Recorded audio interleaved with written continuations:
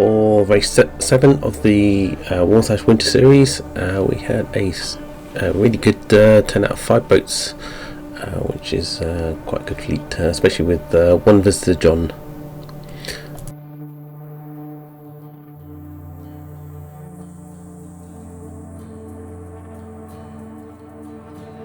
Conditions for the start were a little bit light because it was coming from the west,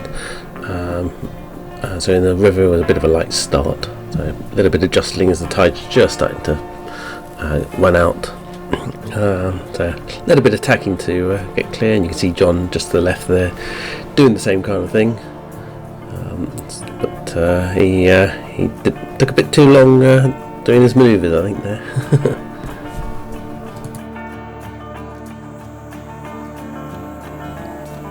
As we slowly work our way out the river, you can see the wind gently builds and builds. There'll be more and more hiking as we go.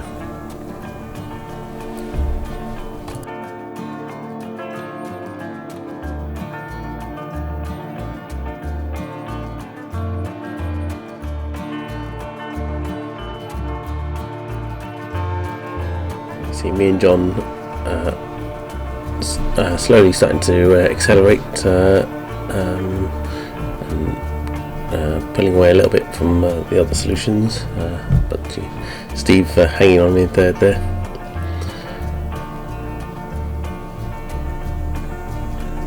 And just as we're approaching the first mark, turn up to a beat.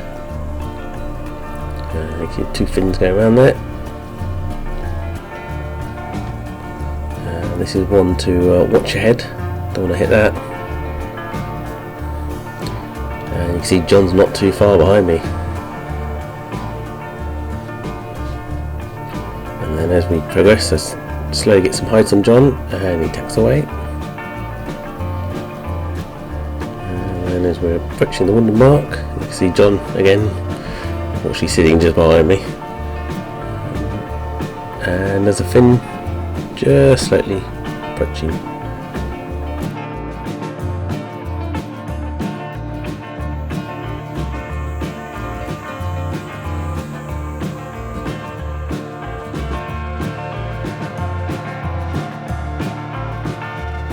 And as we're getting up, we're just squeezing up to the mark. The fin's trying his best to get round, but there's quite a bit of pitching going on here, I think.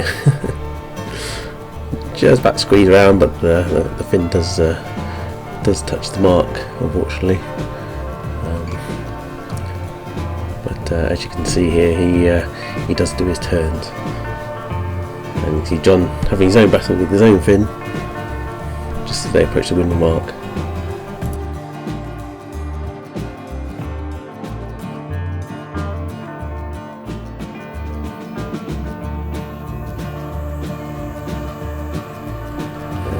Go around our south cardinal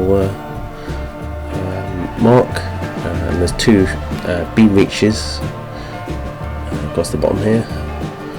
So as we go around, you can see John's done quite well down this one, and this is a good angle for the solution.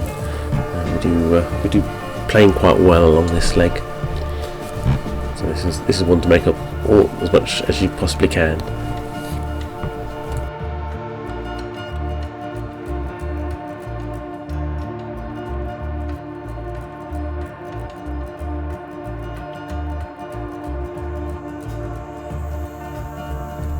Here we have an unusual tacking mark, so reach, tack, reach.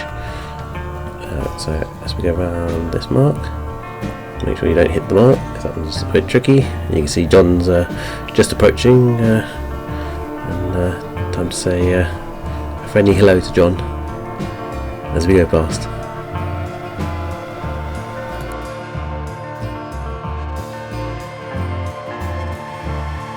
On a very eventful second lap, so I'll cut out a bit of it, but here we are again at the tacking mark, after the 2 reaches, and back up the beat. Here we are, and John has done quite well up this beat. He's gotten a few shifts, so he's narrowed the gap a little bit on here.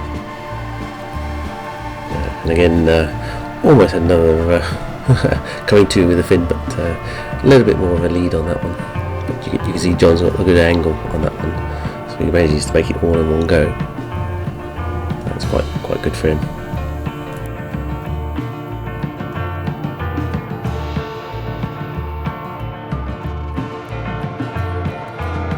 Bit choppy going down this run here and trying to find the right jibe to be on. It's not the easiest thing in the world to do. But eventually we made it down, and John managed to do quite well at this one. So nice little jibe around the mark here, and you can see John's caught up quite a bit on that one. As you can see there, he's breathing down my neck right now.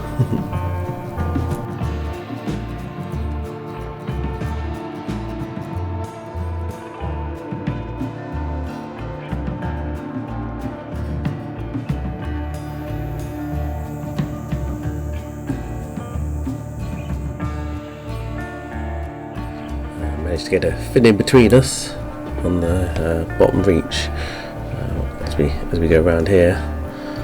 And I think this was the rounding that John managed to touch that mark, which he said was a huge clang, which will explain why he's such a long way behind on this next beat. He'll pull that a fair bit, and I think that's because he did his turns there. Done the next one.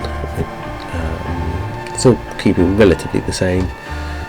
Some good swell to work down here.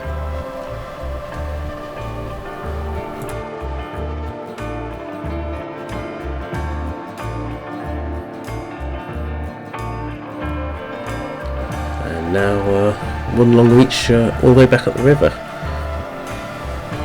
So our solution absolutely flying along this breeze, just enough breeze to and swell to really get it planing most of the way. Thankfully 4.7's not smothering me, so I managed to surf right underneath them. But as you get closer and closer up the river, the wind slowly dies, and just conscious of John getting a bit of a gust as we came in.